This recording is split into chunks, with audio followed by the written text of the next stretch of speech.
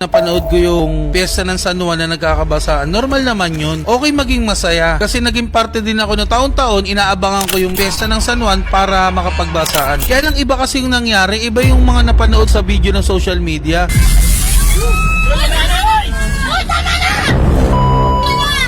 Na sobrang nakakaabala na yung mga ginagawa ng mga tao.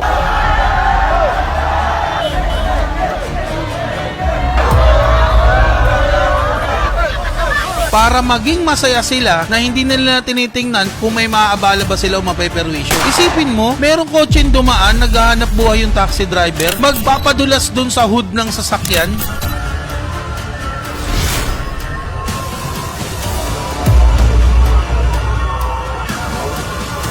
Isipin mo, merong jeep, babasain mo yung mga pasahero. Isipin mo, merong L3, bubuksan mo yung pintuan sa likod, babasain mo yung mga tao sa loob na may mga pangarap sa buhay, naghahanap buhay, na may kailangan silang gawin sa araw na yon. Tapos babasain mo, edi naabala sila na ikaw kasi, kayo kasi, wala kayong ginagawa. Kayo kasi, lamang sa inyo, marami sa inyo, walang trabaho, na wala na kayong pake kung makakaabala kayo ng tao. Ang gusto nyo lang is mapasaya yung mga kanya-kanyang sarili nyo. Nagagamitin nyo yung piyesta ng San Juan na maging masaya para makabala ng maraming tao. Kasi alam mo yung mga ganyang nag-iisip, yung mga taong gumagawa ng ganyan, yan yung mga sa lipunan, yan yung mga tao na walang ginagawa talaga sa buhay. Yan yung mga tao na mga yan yung mga bata na ang tanging gusto lang nila is yung mapulpil yung kasiyahan nila.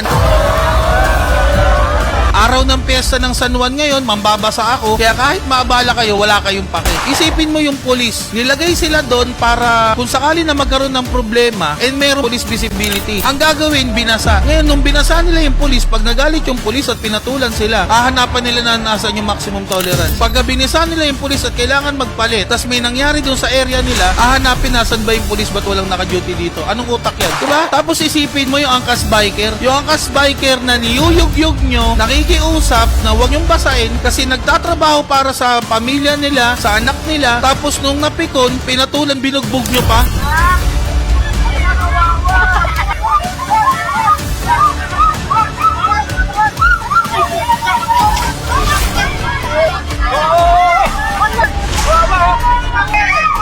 Anong meron kayo? Diba kayo yung mga sa lansangan eh. Kayo yung mga kung bakit mahirap pa rin yung Pilipinas. Isa kayo dun. Dahil imbis na gumagawa kayo ng mga bagay, kung paano nyo mapapaunlad yung sarili nyo, ubusin nyo yung oras nyo para mapaangat yung mga sarili nyo, eto kayo, nangaabala kayo ng ibang tao. So, gagawa tayo ng bagay na makakaperwisyo ng iba, tas hindi pumabor sa atin, magagalit tayo sa mga tao na naabala natin. Hindi porket piyesta ng San Juan is magbabasaan tayo, okay yun para maging masaya. Eh di kayo na lang. Eh hindi naman lahat dun taga San Juan eh. Yung iba dun na nasa San Juan, papasok ng Makati, papasok ng BGC, papasok ng Parañaque, papasok ng kung saang lugar, eh ngayon, babasain nyo na magiging dahilan na hindi sila makapasok kasi nabasa sila, tapos yung pamilya nila na kailangan nilang buhayin, ang mangyayari, maapektuhan kasi mababawasan sahod nila. Syempre, wala kayong pakialam doon. Kasi ang importante sa inyo, nabasaan nyo yung mga tao, nagawa nyo yung gusto nyo. Kaya sa mga susunod pa sa piyesta ng San Juan, sana mag-isip tayo, ilagay natin yung sarili natin doon sa sitwasyon ng mga tao, na bago kayo maging masaya, eh importante, isipin nyo, okay lang maging masaya. Tuwing pipiliin natin maging masaya, dapat tingnan natin kung meron ba tayong ibang naabala.